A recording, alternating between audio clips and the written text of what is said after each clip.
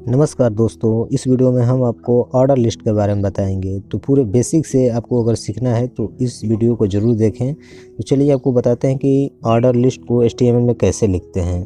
तो उसको लिखने के लिए आपके पास जो है सबलाइन टेक्स्ट या नोटपैड होना चाहिए। यदि ये दो टेक्स्ट एडिटर हैं तो आप जो है HTML में जो है ऑर्डर लिस्ट को लिख सकते हैं। तो चलिए आपको बताते हैं कि ऑर्डर लिस्ट को लिखने का तरीका क्या है, उसका कोड क्या होता है। तो पूरा बेसिक से हम आपको बताएंगे।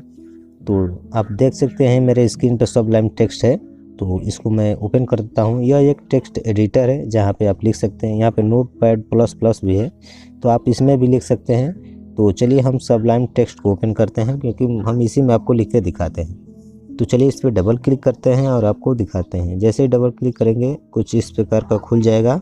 यहाँ पे आपको बेसिक जो है HTML लिखना है, जैसे HTML ये तो आपको लिखना ही होता है HTML, और नीचे बॉडी, क्योंकि बॉडी में जो आप कंटेंट लिखते हैं वही कंटेंट प्रदर्शित होता है। तो चलिए बॉडी को टैग को लिख लेते हैं। बॉडी टैग जो होता है ऐसा कंटेंट टैग होता है जिसमें जो भी आप कंटेंट लिखेंगे वो प्रदर्शित होगा।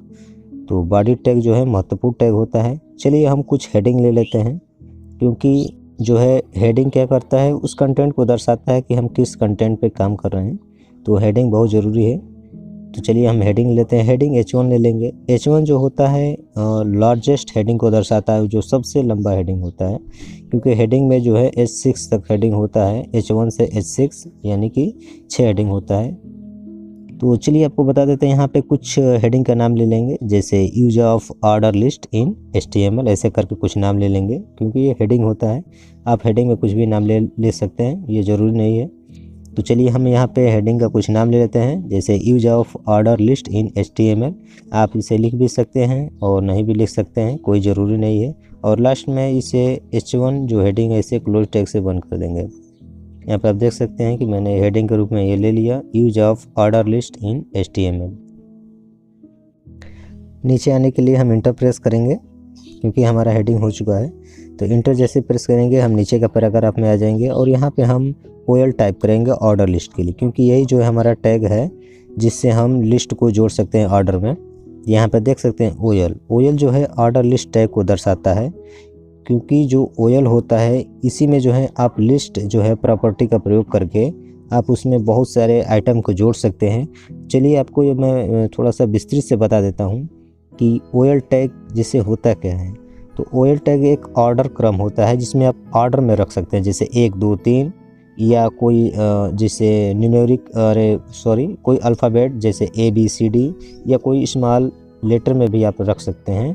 तो यह प्रकार का ऑर्डर लिस्ट होता है। तो यहाँ पे देख सकते हैं लिखा गया है it's define a order list. यह जो है एक ऑर्डर लिस्ट को डिफाइन करता है, यह एक क्रम को डिफाइन करता है। ये कोई क्रम में जो है लिस्ट को आप लिख सकते हैं, जैसे किसी भी चीज़ का नाम लिखना हो तो एक क्रम में लिख सकते हैं इस OL टैग का प्रयोग करके। तो चलिए आपको इसे कट करते हैं और आपको दिखाते हैं कि OL टैग में कैसे जो है लिस्ट को भी लगाएंगे।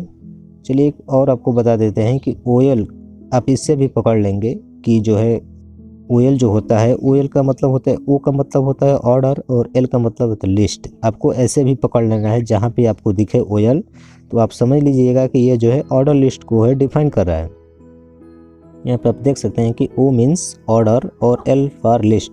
ऐसे ही UL का जो होता है ऑन ऑर्डर लिस्ट, जहाँ पे U जो है ऑन ऑर्डर को दर्शाता है और L जो है लिस्ट को दर्शाता है।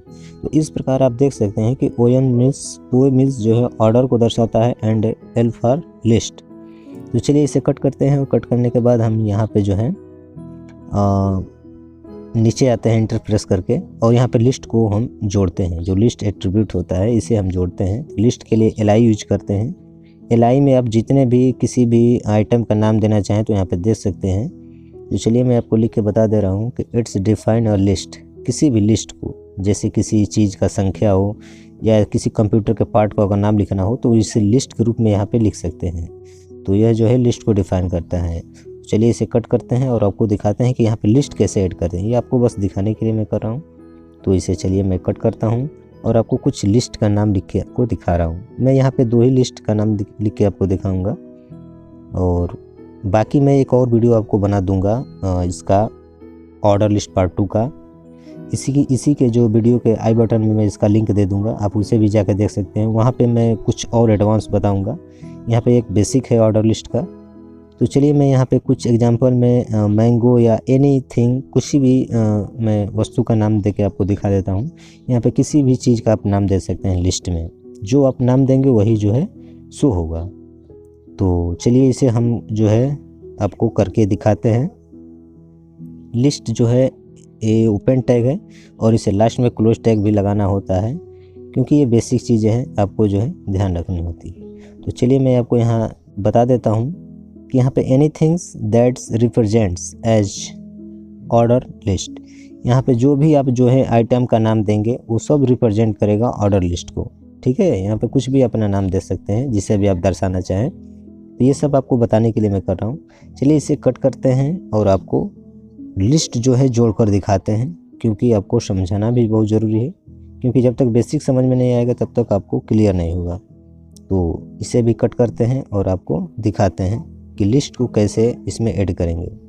तो ओएल टैग लग चुका है। ओएल टैग लगने के बाद हम यहाँ पे लिस्ट को प्रयोग करेंगे। तो लिस्ट में किसी भी चलिए हम यहाँ पे एप्पल लिख देते हैं।